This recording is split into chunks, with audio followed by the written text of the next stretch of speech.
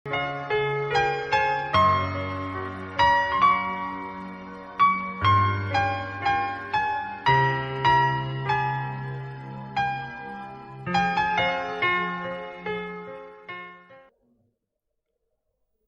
Part third के आज की क्लास में हम न्यूक्लियर फिजिक्स में जो है हमारे जो गुण चल रहे हैं उनमें हम नंबर 4 पे आते हैं। हमने इससे पहले जो है द्रव्यमान, आयतन, घनत्व इन पर डिस्कशन किया था। आज हम पढ़ने जा रहे हैं नाभिक का चतुर्ध्रुव आघूर्ण। तो क्वाड्रिपोल मोमेंट जिसे कहते हैं चतुर्ध्रुव आघूर्ण, इसको हम डिस्कस करेंगे। किसी भी नाभिक का उसकी गोलीय सममिति से जो विचलन होता है उस विचलन की माप को ही हम जो है चतुर्ध्रुव आघूर्ण कहते हैं कि कितना विचलन हुआ है, उसी माप को हम जो है चतुर्ध्रुव आघूर्ण कहते हैं।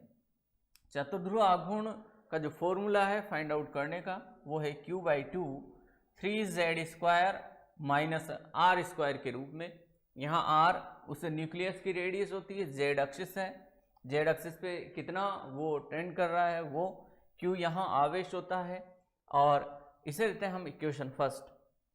अब ये जो इक्वेशन है ये कहाँ से डेवलप होती है, इसका रीज़न क्या है, इसके डेवलप होने का कारण ये है कि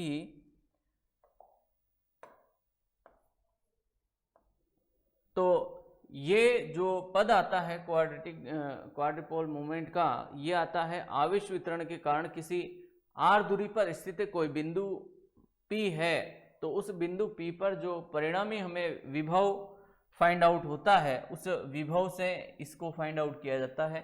तो यहाँ ये जो विभव है phi = 1/4 pi epsilon naught rho dV upon r plus rho z dV upon r² plus rho 3z² minus r² upon 2r³ dV के रूप में। तो यहाँ ये अलग अलग पदों को रिप्रेजेंट करते हैं। ये जो पहला पद है ये एकल ध्रुव आघूर्ण को रिप्रेजेंट करता है, ये द्विध्रुव आघूर्ण को, और ये जो है हमारे चतुर्ध्रुव आघूर्ण को रिप्रेजेंट करता है। अब हम मान करके चलते हैं कि जो चतुर्ध्रुव आघूर्ण है, चतुर्ध्रुव आघूर्ण में जो समस्त आवेश है, जो समस्त आवेश है वो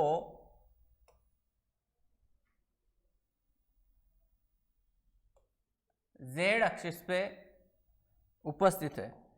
हम मान करके चल रहे हैं कि जो समस्त आवेश है वो z एक्सिस पे की ओर वितरित किया हुआ है। तो उस कंडीशन में जो परिणामी चतुर्ध्रुव आघूर्ण होगा, यानी कि देखिए ये x, ये y और ये z एक्सिस है, तो जितना भी प्रोटॉन है, जितने भी न्यूक्लियस में प्रोटॉन है वो इस z एक्सिस पे जो है वितरित है। इस z एक्सिस के अनुदिश ही जो है संपूर्ण प्रोटॉन जो है वितरित रहते हैं।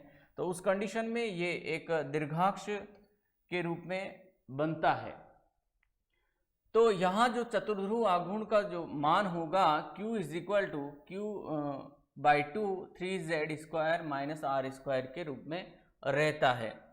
अब यहाँ z = r, क्योंकि हम कह रहे हैं कि z अक्ष के अनुदिश से वितरित है, तो यहाँ ये जो z मूल बिंदु से z अक्ष तक जो डिस्टेंस होगी उसे हम r के रूप में लेंगे। तो z = r, x और y पर जो है 0 लगभग 0 के करीब रहता है। तो r = r² की जब हम बात करेंगे तो r² = x² plus y² plus z²। तो जो r का मान है, रेडियस का मान है, वो कैपिटल R के बराबर हमें फाइंड आउट होता है। और इस वैल्यू को जब हम यहाँ रखते हैं इस पद में, तो Qz = Q/2 3r² minus r², small r = r हमें फाइंड आउट होता है z एक्सिस पे, तो यहाँ r² रखेंगे। तो देखिए 3r² में से एक r² को हम माइनस कर देंगे तो 2r² बचेगा, 2 से 2 यहाँ कैंसिल हो गया। तो Qz = Qr² के रूप में हमें यहाँ इक्वेशन नंबर 6 फाइंड आउट होती है। अब दूसरी कंडीशन में हम लेते हैं, जैसे हमने x अक्ष के अनुदिश जो है समस्त प्रोटॉनों को वितरित किया, इसी तरह हो सकता है कि y एक्सिस पे भी वितरित हो और z x एक्सिस पे भी वितरित हो। तो यहाँ हम इस वितरण को सभी अक्षों पे देखेंगे। यदि समस्त प्रोटॉन x अक्ष के अनुदिश वितरित हों तो z बराबर 0 होगा और y बराबर 0 होगा, और उस कंडीशन में x बराबर क्या होगा, r लिया जाएगा। तो उस कंडीशन में जब हम R square is equal to X square plus Y square plus Z square रखेंगे तो y और z तो 0 है और x को हम is equal to r put करेंगे तो एक r small r is equal to capital R हमें फाइंड आउट होता है, क्योंकि जो दीर्घाक्ष होगी वो किस अक्ष पे होगी, x अक्ष पे रहेगी। तो qx is equal to q by 2, यहाँ z बराबर 0 रखेंगे r स्क्वायर, तो इसकी जो वैल्यू हमें qx की फाइंड आउट होती है वो होती है माइनस का q r square by 2, equation number 7 के रूप में। अब इसी तरह हमने जैसा कि अभी कहा कि z अक्ष के अनुदिश वितरित है, x अक्ष के अनुदिश वितरित है, तो इसी प्रकार यदि संपूर्ण जो प्रोटॉन है वो y अक्ष के अनुदिश वितरित हो तो जो दीर्घाक्ष होगा वो कहाँ चला जाएगा, अब y अक्ष पे चला जाएगा। तो y अक्ष के अनुदिश जब वितरित होंगे प्रोटॉन तो x का मान 0, y का मान जो है कैपिटल R के बराबर होगा और z बराबर क्या होगा, 0 के बराबर होगा। तो उस r स्क्वायर बराबर यहाँ x की वैल्यू 0, z की वैल्यू 0, y की वैल्यू रखेंगे हम r, तो r is equal to capital R हो जाएगा और क्यू वाई की जो वैल्यू फाइंड आउट होगी हमें वो Q Y is equal to minus का क्यू आर स्क्वायर बाई 2 के रूप में इक्वेशन नंबर 8 हमें यहाँ फाइंड आउट होती है। अब हम देखते हैं, हमने यहाँ देखा कि x, y और z तीनों अक्षों पर जो है दीर्घाक्ष के रूप में अलग अलग कंडीशन में देखा कि यदि x अक्ष के अनुदिश वितरित है, y अक्ष के अनुदिश वितरित है, z अक्ष के अनुदिश वितरित है प्रोटॉन का मान, तो उस कंडीशन में जो हमें क्वाड्रेटिक पोल मूवमेंट जो हमें फाइंड आउट होता है वो हमने डिस्कस किया।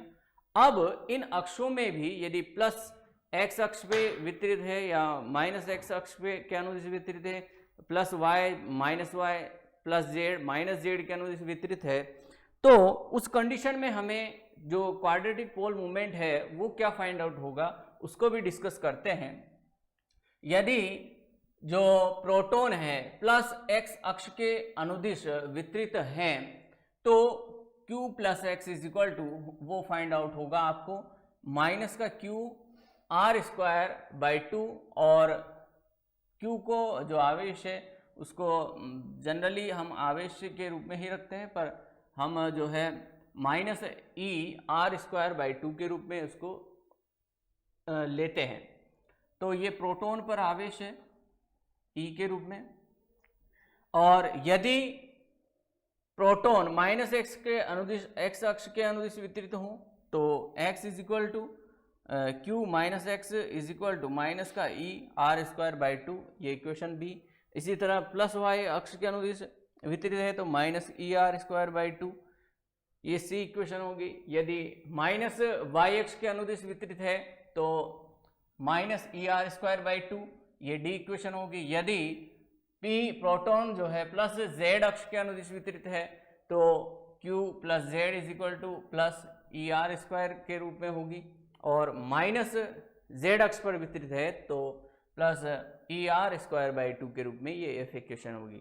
तो संपूर्ण अक्षों पर प्लस वाई प्लस माइनस दोनों लिए हैं हमने, तो इस कंडीशन में जो कुल चतुर्ध्रुव आघूर्ण होगा Q इज इक्वल टू, सभी को हम जोड़ देते हैं, तो जोड़ने पर हम देखते हैं कि जो कुल चतुर्ध्रुव आघूर्ण है उसका मान क्या प्राप्त होता है, हमें 0 प्राप्त होता है। और ये कब प्राप्त होगा, जब संपूर्ण नाभिक एक गोलीय सममिति की स्थिति में हो। यदि संपूर्ण नाभिक में जो प्रोटॉनों का वितरण है एक समान एक समरूप कंडीशन में है प्रोटॉन्स का वितरण, तो उस नाभिक का जो आकार है उसकी जो सममिति है वो गोलीय सममिति होगी, और गोलीय सममिति की कंडीशन में जो कुल चतुर्ध्रुव आघूर्ण का मान है वो प्राप्त होगा आपको 0। तो यहाँ ये कंडीशन हमने देखी कि यदि Q इज इक्वल टू 0 है तो Q इज इक्वल टू 0 किस सिचुएशन में मिलेगा? जब नाभिक गोलीय सममिति की स्थिति में हो, यानी कि हर अक्ष पर जो है प्रोटॉनों का वितरण है जो है वो समान रूप से किया गया हो। उस स्थिति में जो है प्रोटॉन सभी अक्षों के अनुदिश समान रूप से वितरित होंगे और नाभिक जो है गोलीय सममिति की कंडीशन में रहेगा। यदि ऐसा नहीं है, यदि प्रोटॉनों का वितरण किसी एक अक्ष के अनुदिश वितरित है, जैसे हम लेकर के चले कि प्रोटॉन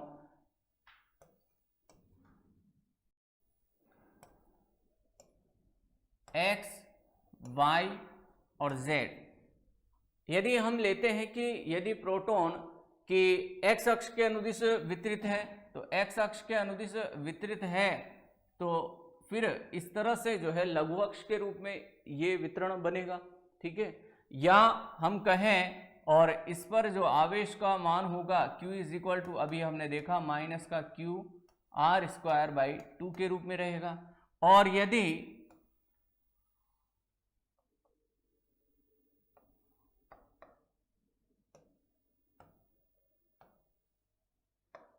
x, y और z, यदि वितरण z अक्ष के अनुदिश किया गया है तो ये आपके पास जो है दीर्घाक्ष बनेगी। ये तो हो गई लघु अक्ष और ये कहलाएगी आपके दीर्घाक्ष।